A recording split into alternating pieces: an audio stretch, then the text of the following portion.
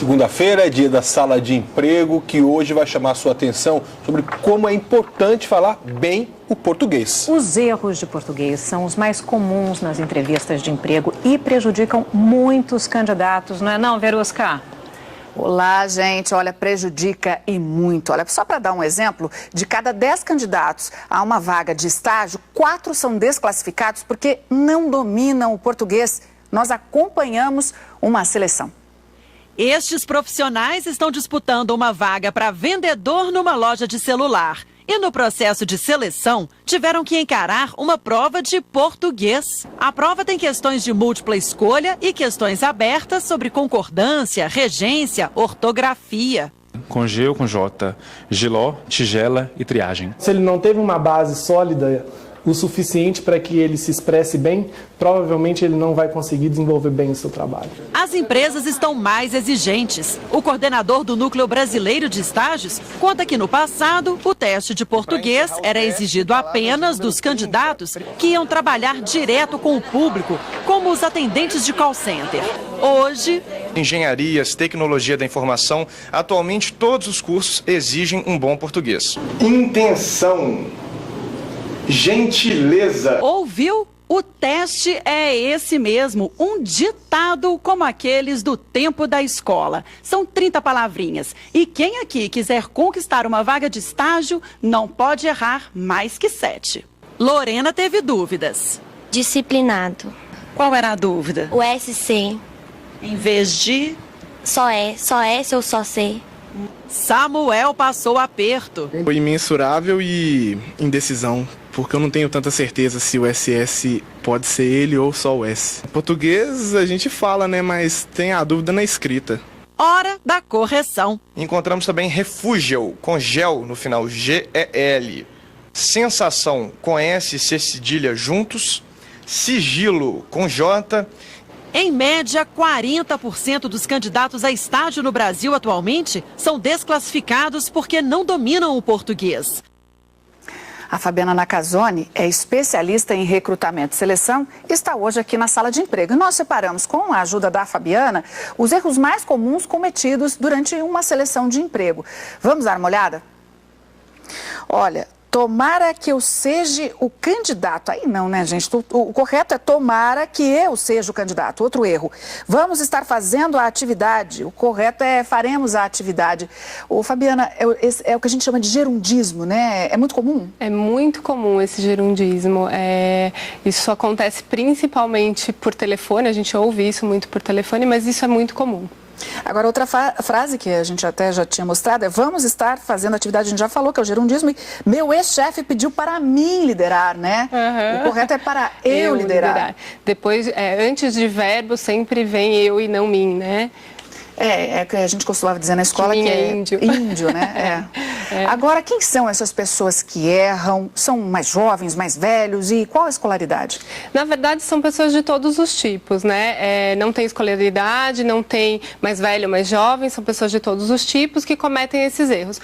Alguns erros por vício de linguagem e outras por falta mesmo de uso da língua e de conhecimento da língua. Fabiana, queria te fazer uma pergunta. Você avalia essas pessoas que passam por testes. Como é que você avalia uma pessoa que comete erros de português? Aí eu queria saber, um erro de português, um deslize, pode desclassificar um candidato? Na verdade, um erro de português não desclassifica nenhum candidato, né? A gente sempre vê o conjunto, a gente fica algum tempo com os candidatos antes de tomar qualquer decisão, né? E a gente avalia o conjunto desse candidato. Então, se é um erro constante, a gente vê que é falta de aprendizado da língua, que ele não tem fluência na língua portuguesa, sim, isso vai ser um problema. Agora vamos falar de inglês. Em 79% dos processos de seleção para trainee, o inglês é um pré-requisito. E no Brasil, a fluência na língua estrangeira ainda está bem distante da maioria da população.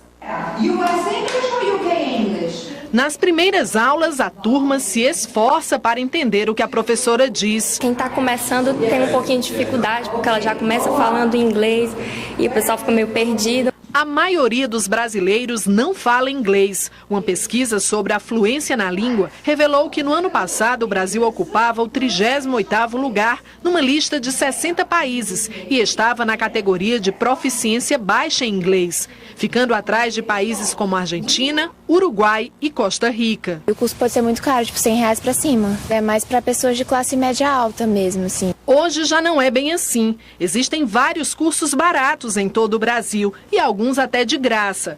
Em Fortaleza, quem estuda nas casas de cultura da Universidade Federal do Ceará paga R$80 por semestre. É uma taxa pequena que a gente paga, é mais acessível do que outros cursos que pagam tem mensalidade e tudo mais. Um curso regular de inglês, como este oferecido pela Universidade Federal do Ceará, dura entre 3 e 4 anos. Quanto mais cedo a pessoa começar, melhor. Mas os professores dizem que é possível aprender em qualquer idade. Às vezes você tem dificuldade em falar na sua própria língua, né? Quando você fala numa língua estrangeira, ainda é bem pior. Mas assim, dá para tirar de letra. Você tem ganhos muito grandes no sentido de você se tornar uma pessoa mais criativa, você se enriquece como profissional e seja qual for a língua que você for aprender. E para quem quer aperfeiçoar o inglês, existe um programa de aperfeiçoamento do MEC. É um inglês sem fronteiras. Nós estamos na Universidade de Brasília, uma das 43 instituições federais de ensino do país que participam do programa Inglês Sem Fronteiras. O programa tem atraído o interesse de muitos jovens que pensam em fazer uma parte da formação acadêmica no exterior. As aulas nessa turma começaram no dia 20 de fevereiro. Elas duram de 1 a 4 meses. São 4 horas de aula por semana, que pode ser presencial, como aqui, ou pela internet. O estudante que quiser participar tem que ter concluído entre 20% e 90% do curso da universidade.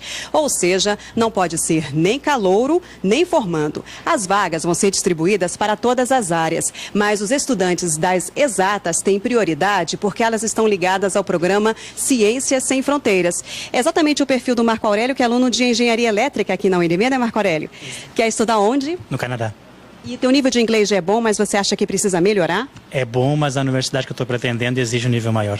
Então, boa sorte para você, Marco Aurélio, obrigada. As inscrições dessa etapa já estão encerradas, mas de acordo com o Ministério da Educação, uma nova seleção deve ser aberta entre os dias 17 e 27 de março.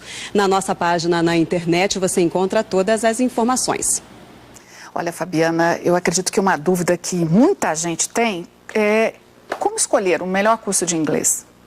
Olha, o melhor curso de inglês, ele tem que ter a ver com a sua necessidade do que você está buscando. Então, se você tem dificuldade de leitura ou de escrita, foque uma busca de curso de inglês que vá desenvolver a sua leitura e escrita. Se o problema é fluência na fala, foque numa busca que vá te oferecer a prática da fala, né? Então, acho que a melhor escolha sempre está voltada para o gap que você tem, para a falha que você tem. Fabiana, pois é, né? Esse gap, que é esse intervalo aí entre uma coisa e outra, né? A pergunta é, o inglês básico não funciona mais? Tem que ser fluente, tem que saber cada vez mais? Ou o básico já dá para o gasto? Na verdade, o inglês básico, ele já não é tão útil. O ideal é que a pessoa tenha uma fluência aí para poder fazer ligações em inglês, receber ligações em inglês, participar de reuniões em inglês, né? E poder se comunicar. Realmente a ideia da fluência, enfim, é que essa pessoa consiga se comunicar na língua, no caso em inglês. A gente vai continuar essa conversa com a Fabiana na internet, g1.com.br/jornal hoje. Sandra, Evaristo. Ok, Verusca, obrigada. Fabiana falou, né, de inglês ao telefone. É muito difícil entender o inglês ao telefone, você não vê a boca da pessoa falando.